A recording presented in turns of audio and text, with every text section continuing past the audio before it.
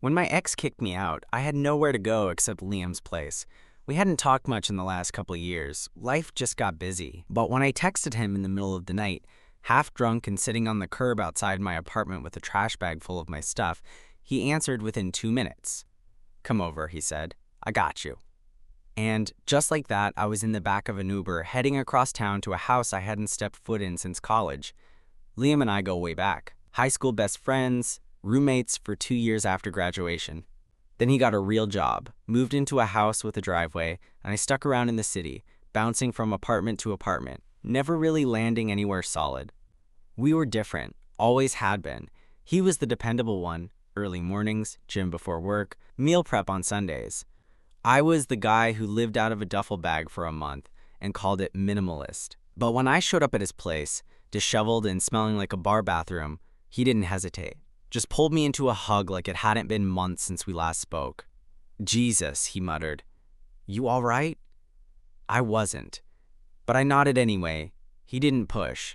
Just helped me carry my crap inside, led me to the guest room, and handed me a glass of water like I hadn't just blown my life up in one night.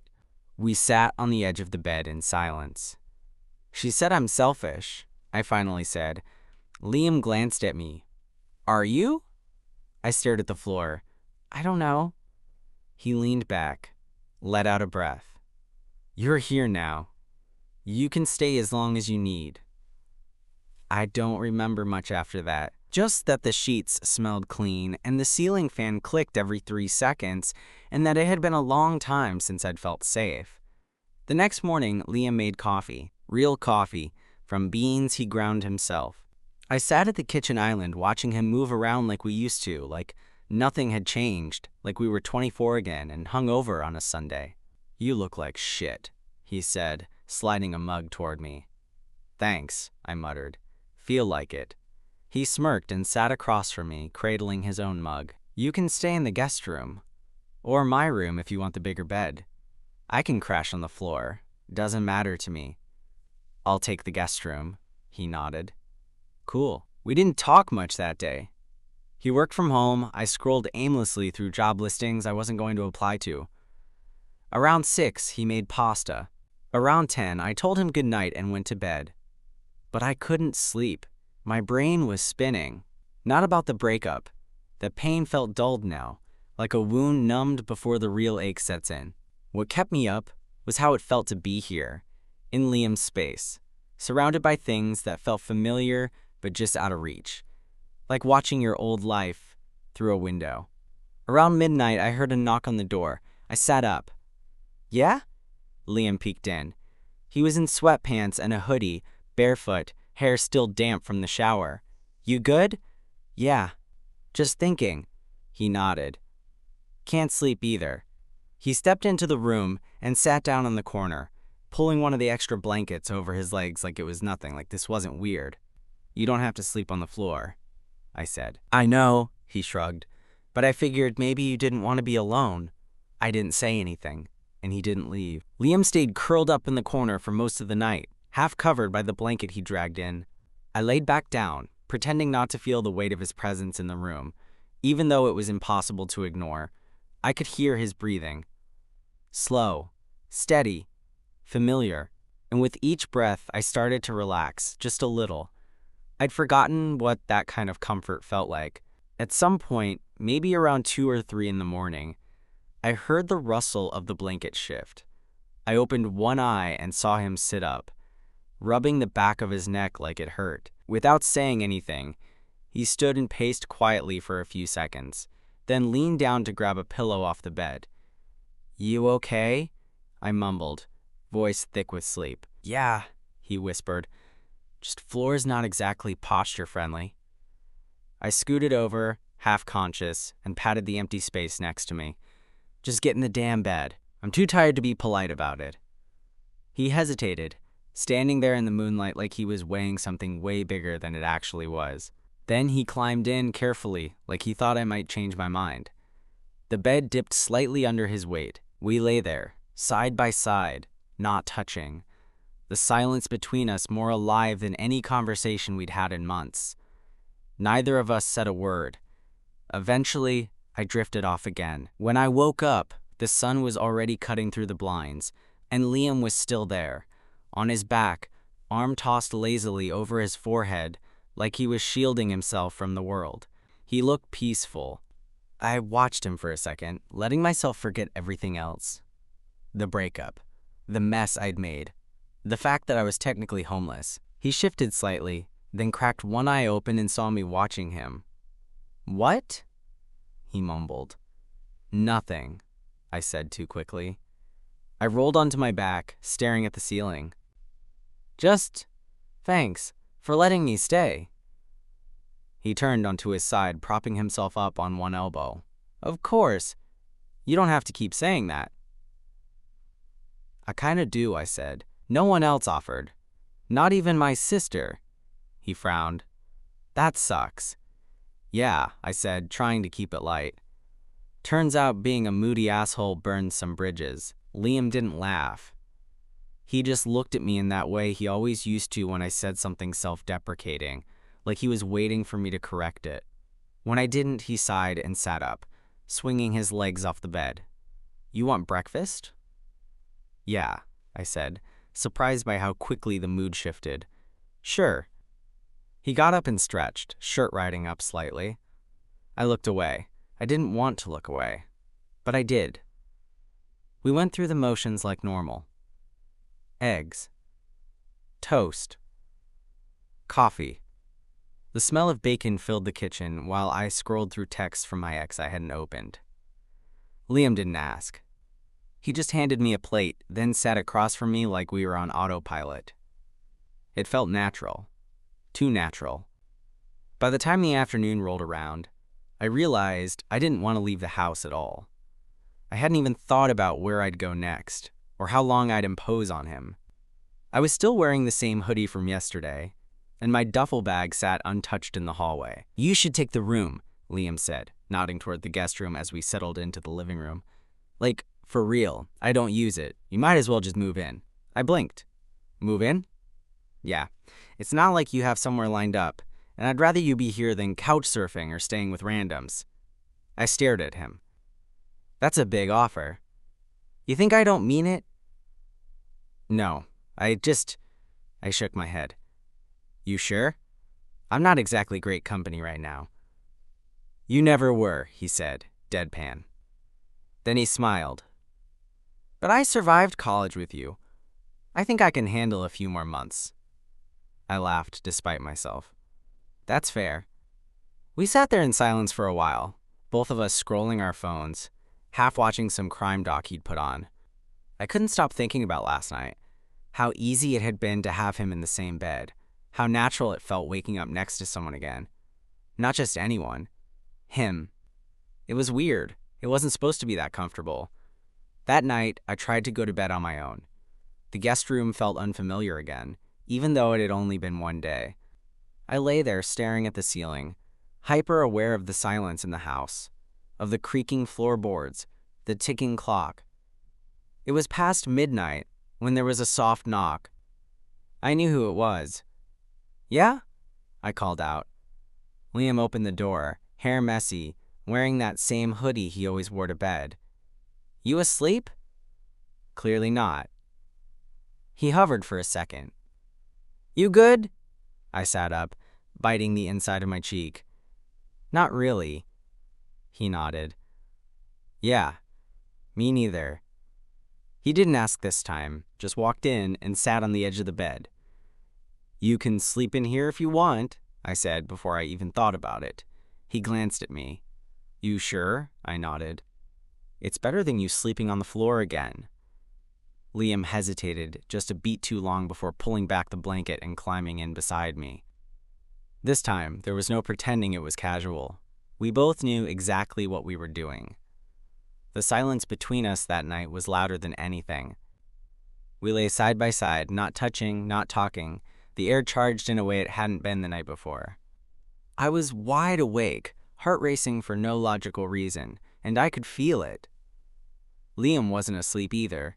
He shifted a little, his leg brushing mine under the blanket. Neither of us moved away.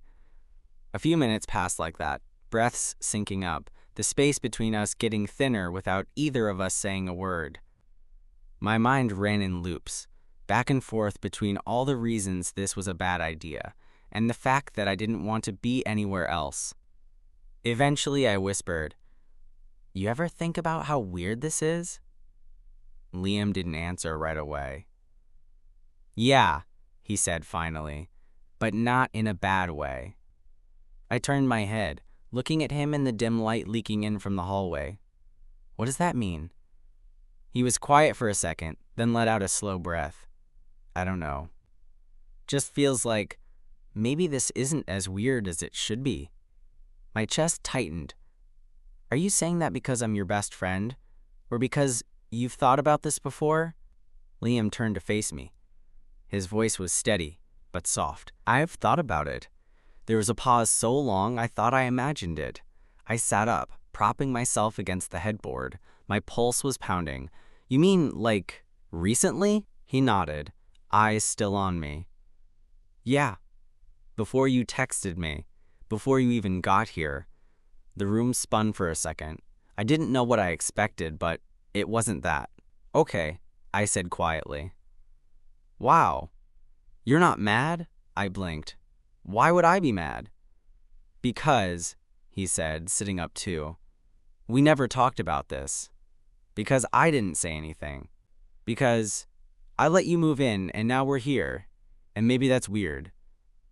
"It's not weird," I said, even though part of me was still reeling. "It's just new." We looked at each other, both unsure of what came next. I felt like I was standing at the edge of something I didn't understand, but also didn't want to walk away from. Then Liam said something that made my stomach drop. "If this is too much, I can stop sleeping in here." "No," I said, faster than I meant to. "Don't." His eyebrows lifted slightly. "Okay." We sat there, side by side, shoulders almost touching, neither of us moving. I wasn't sure what I wanted. Not exactly, but I knew I didn't want him to leave. I didn't want to go back to waking up alone, or pretending that last night hadn't meant something. "You know I've never done this before, right?" I said, voice barely above a whisper. "Yeah," Liam said. "Me neither." That surprised me. "Seriously?" He gave a small smile. "Seriously." I stared at my hands for a second, then looked at him. "Why now?" He exhaled through his nose, like he'd been holding it in. "I don't know. Maybe because I don't want to keep pretending like I don't feel something when I'm around you." I felt something shift in my chest. All those years of friendship, all the moments that felt like more but were easy to shrug off. Now, they didn't seem so random. They felt like signs I hadn't wanted to read. Liam leaned back against the headboard, rubbing the back of his neck. "You don't have to say anything. I'm not expecting anything. I just wanted you to know." "I'm glad you said it," I replied. We stayed up until almost 3 a.m., not really talking after that, just existing next to each other in the quiet.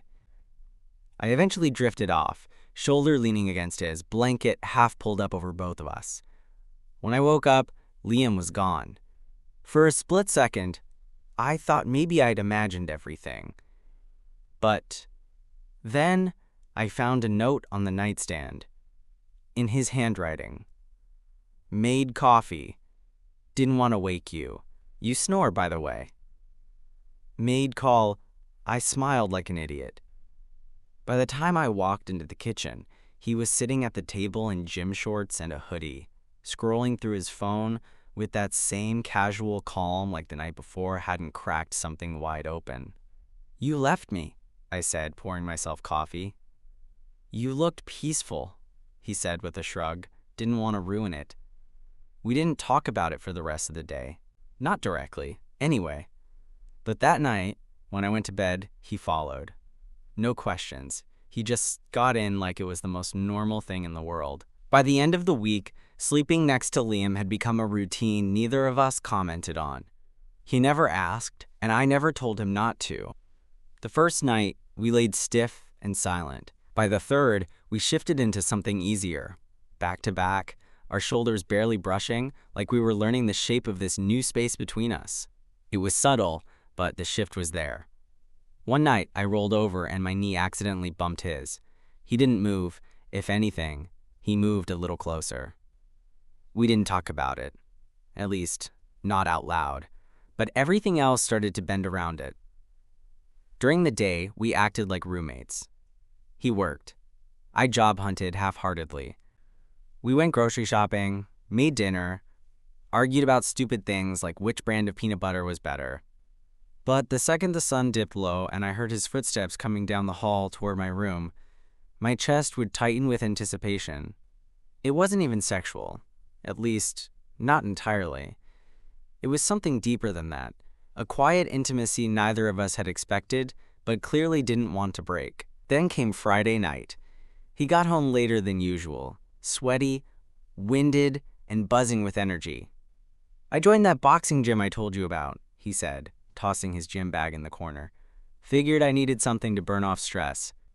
I nodded, pretending not to notice the way his shirt clung to his back, damp with sweat. He peeled it off halfway through the sentence, slinging it over a chair, and went straight for the fridge. "We got anything decent to eat?" "You mean besides 3-day-old lasagna and a sad-looking banana?"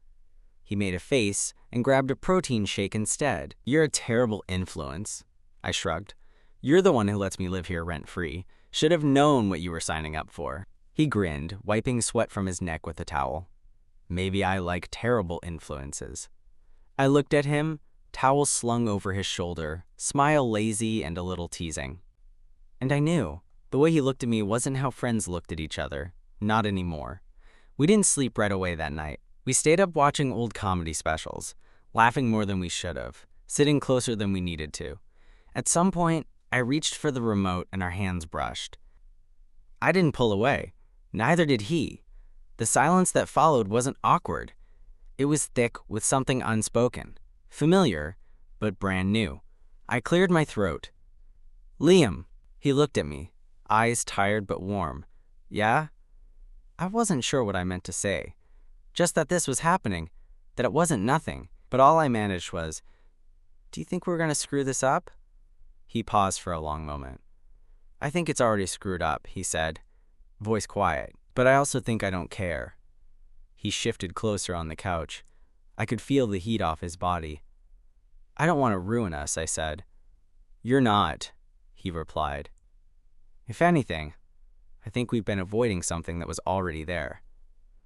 I turned toward him, heart pounding. "You really think that?" He nodded. "I've thought about this for longer than I want to admit." I couldn't look away. And this time, he didn't ask.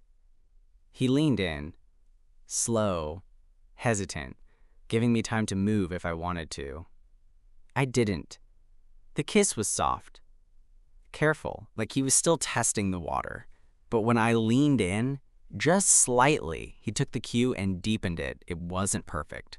Our teeth bumped. We both laughed into each other's mouths, and at one point I pulled away to catch my breath, only to get pulled right back in. It felt real. And terrifying. And impossible to stop. Eventually we pulled apart, forehead to forehead, breath mingling. "Okay," I said softly. "Now it's real." He nodded, brushing his thumb along my jaw. "Yeah, it is." We didn't talk about labels or what this meant or whether it would last. That wasn't the point. It wasn't some sweeping romantic moment with fireworks or declarations. It was two people who had been circling each other for years, finally landing. That night, when we got into bed, we didn't lay stiff or silent. He curled into me without hesitation, one arm draped across my chest, like he'd done it 100 times before. And for the first time in weeks, maybe months, I slept through the night.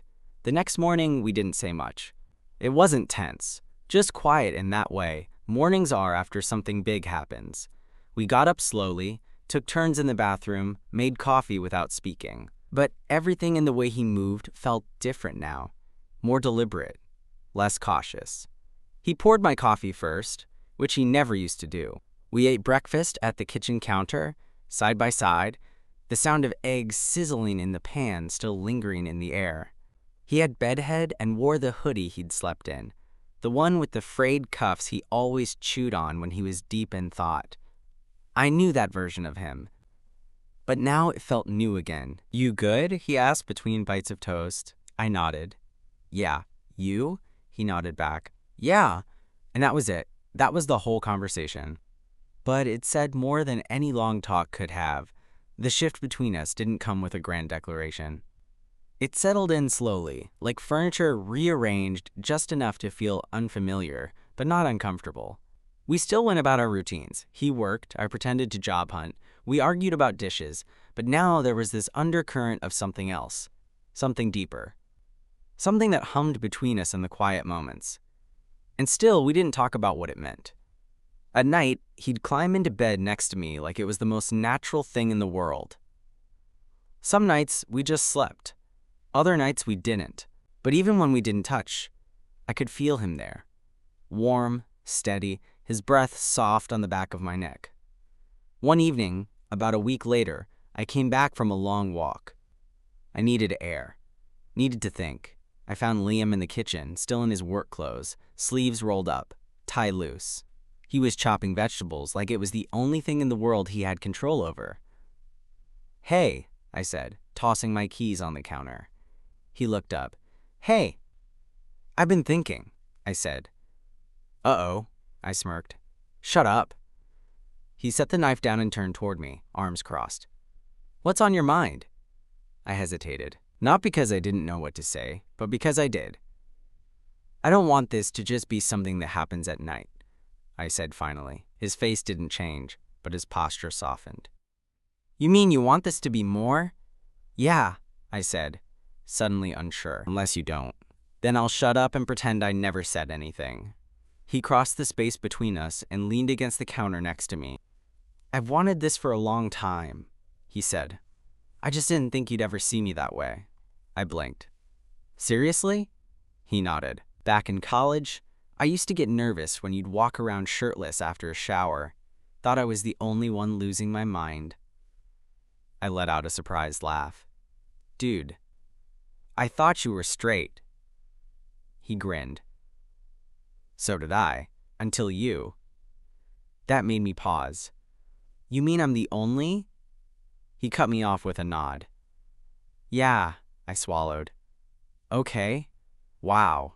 He looked at me, searching my face. "Is that weird?" "No," I said, meaning it. "It's not weird. It's just kind of incredible." He took a step closer. "So what now?" "I guess," I shrugged. "We stop pretending it's not happening?" He reached out, his fingers brushing mine. "Okay, let's stop pretending." It wasn't a big moment. No swelling music, no dramatic lighting. Just two guys in a kitchen, holding eye contact, a second too long. But something in the air shifted for good. Later that night, I found him already in bed, reading some crime novel he'd been dragging out for a month. He looked up when I walked in, setting the book aside. "Hey," he said. "Come here." I climbed into bed next to him, and he pulled me in without hesitation. My head rested on his chest, his arm wrapping around my shoulder like it belonged there. We didn't need to talk. His fingers moved slowly along my arm, back and forth, until my breathing slowed. I felt safe. It wasn't just about comfort anymore. It was about him. Being with Liam was like slipping into a rhythm I didn't know I was missing. It wasn't flashy or dramatic. It wasn't like how movies show it, where everything changes overnight and suddenly you're someone new. It was quieter than that, gentler. But it filled in the cracks I didn't know I had. We started doing everything together, not in an obsessive, can't be apart kind of way, but in that natural, lazy domesticity that made it feel like we'd always been more than friends, just hadn't said it out loud. We cooked together, grocery shopped together, fell asleep watching documentaries we never finished. One afternoon, I came home to find Liam on a ladder, fixing the curtain rod in the guest room, the room I hadn't used in weeks. He looked over his shoulder when he heard the door. "You're still working on that?" I asked. He grunted. "It's crooked. Bugged me." I leaned against the door frame. "We don't even use this room." "Yeah, but it's still our house," he said casually. "Our house." I pretended not to notice the way those two words made my stomach flip. Later that night, we were on the couch, his head in my lap, half watching something on Netflix while I absent-mindedly played with his hair. The room was quiet, the kind of quiet that feels earned after a long day. And then, as if he'd just remembered something important, Liam sat up and looked at me. "You ever gonna tell your sister you live with me?" I blinked. "She thinks I'm crashing on your couch." "You've been here a month." I rubbed the back of my neck. "She's nosy, and I don't know, I'm still figuring out how to explain this." Liam tilted his head. "You embarrassed?" "What? No, not at all." "Then what's the problem?" I sighed, staring at the TV. "I guess I just don't know what we are. I mean, are we dating? Are we just more than roommates?" He was quiet for a second. Then he leaned forward, resting his elbows on his knees. "Do you want to be dating?" "Yeah," I said, almost before he finished the question. "Then we are," he said simply. "Unless you need some big label to make it feel real," I shook my head. "No, that's not it. This is the first time I've ever felt this way about someone. I don't want to mess it up." "You're not messing it up," he said. "You're in it, so am I." And just like that, it felt easier to breathe. We started sharing more little things. Inside jokes became full-blown habits. He started making my coffee exactly the way I liked it, without asking. I learned how he liked his shirts folded. He figured out that I talk in my sleep sometimes and started teasing me for it. We never said, "I love you." Not yet. But sometimes, he'd touch my arm at the sink, or kiss the back of my neck when I was making breakfast, and I could feel it there, between us, even if we hadn't spoken the words. Then came the night he invited me to a work dinner. He'd never done that before. "It's just a few coworkers," he said, trying to act casual. "No big deal. You'll be fine." I stared at him. "Do they know about us?" He shrugged. "They know I live with someone, and I don't feel like hiding it anymore." My chest tightened, but in a good way. "Okay," I said. "I'll come." He smiled, but I could tell he was nervous too. We both were. The night of the dinner, I stood in front of the mirror, adjusting my shirt for the third time. Liam came up behind me, wrapped his arms around my waist, and rested his chin on my shoulder.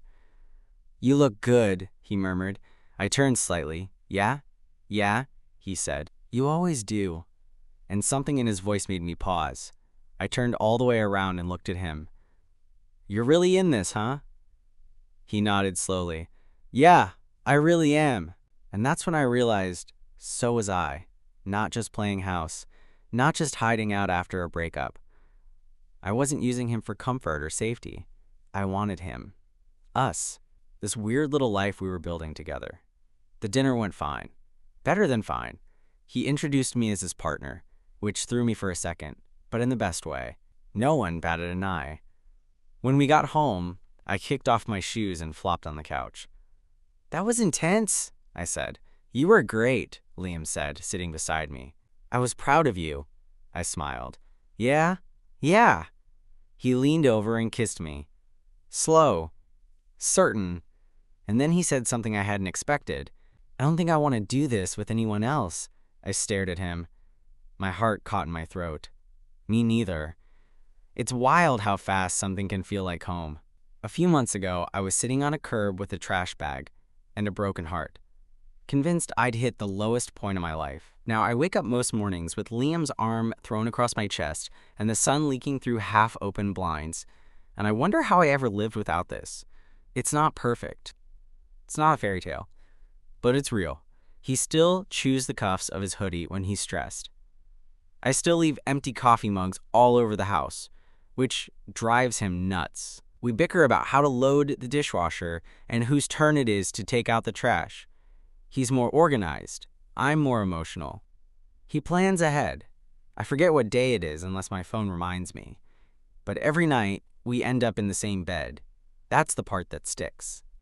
The physical stuff came easy, almost too easy, but what I didn't expect was how much I craved all the stuff in between. The forehead kisses when I'm anxious. The way he texts me during the day just to ask what I'm craving for dinner.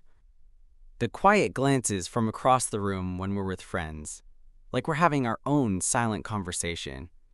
That first, "I love you," came late one night. We just had a dumb argument about grocery budgeting. of all things, and we were both half laughing, half apologizing under the covers when I said it without thinking. "I love you," I muttered, more to myself than anything. But he heard. He froze for a second, then looked at me with this soft, almost surprised expression.